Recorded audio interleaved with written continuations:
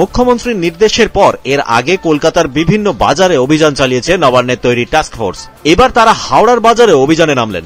শুক্রবার সকালে হাওড়ায় ব্যবসায়ীদের সঙ্গে কথা বলে দাম কমানোর পরামর্শ দিলেন তারা। কাজ না হলে কড়া আইনি ব্যবস্থার হুঁশিয়ারিও দেওয়া হয়। এই অভিযানের পর হাওড়ার বাজারেও সবজির দাম নিয়ন্ত্রণে আসবে বলে আশা করছেন টাস্ক ফোর্সের সদস্যরা। শুক্রবার সকালে মধ্য হাওড়ার কালীবাবুর বাজারে অভিযান চালায় টাস্ক ফোর্সের দল। সঙ্গে ছিল এনফোর্সমেন্ট ব্রাঞ্চ এবং হাওড়া থানার পুলিশ। এদিনের অভিযানের নেতৃত্বে ছিলেন টাস্ক ফোর্স কর্তা রবীন্দ্রনাথ কোলে। তিনি এদিন কালীবাবুর বাজারে ঢুকে খুচরো বিক্রেতাদের কাছ থেকে আলু, পেঁয়াজ থেকে শুরু করে বিভিন্ন সবজির দাম জানতে চান। বিশেষ করে আলুর দামে কেন এত ফারাক বিভিন্ন ব্যবসায়ীর কাছে তাও জানার চেষ্টা করেন তিনি। বিশেষভাবে জোর দেন আলুর দামের উপরই। তিনি বিক্রেতাদের বেশি লাভ না রাখারও নির্দেশ দেন। দেখাশোনা করেন কত করে দিচ্ছেন আপনি রিটেলারকে? 1220, 30 আর 1350 দুরকম কোয়ালিটি। কি কোয়ালিটি দেখান?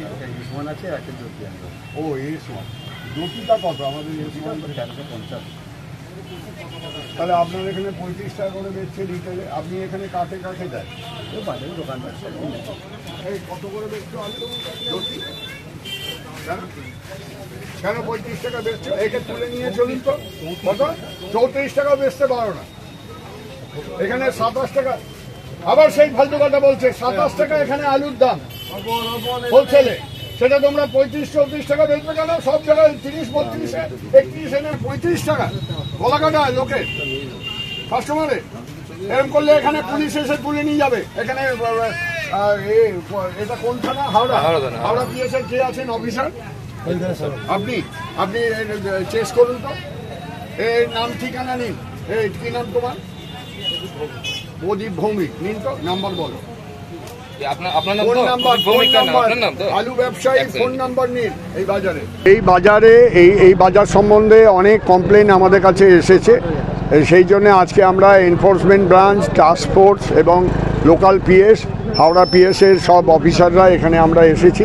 এসে যেটা দেখলাম, এই বাজারে এখন গেট প্রাইস হচ্ছে, মানে কোল্ড স্টোরেজ গেট প্রাইস হচ্ছে 25 টাকা। সেটা এখানে হোলসেলাররা বেচছে 27 টাকা, আর এখানে দোকানদার রিটেলাররা বেচছে 35 টাকা। আবার কেউ এখানে একজনকে দেখলাম 30 টাকাতেও বেচছে। এই যে এই পরিস্থিতি, এটা কিছুতেই হবে না। আমরা বলছি যে এগুলো করবেন না। মমতা ব্যানার্জি বারবার বলছেন যে এসব করা চলবে না, যেরকম কিনবেন সেরকম বেচুন, না হলে কিন্তু কড়া স্টেপ নিতে বাধ্য হবে প্রশাসন। এরপরে এখান থেকে দোকান থেকে তুলে নিয়ে যাবে, নিয়ে গিয়ে লক আপ করে দেবে, তখন কোর্ট ঘর করবে, ব্যবসা আর করতে হবে না। হাওড়া থেকে আইভিয়াদুকের রিপোর্ট, পূবের কলম ডিজিটাল।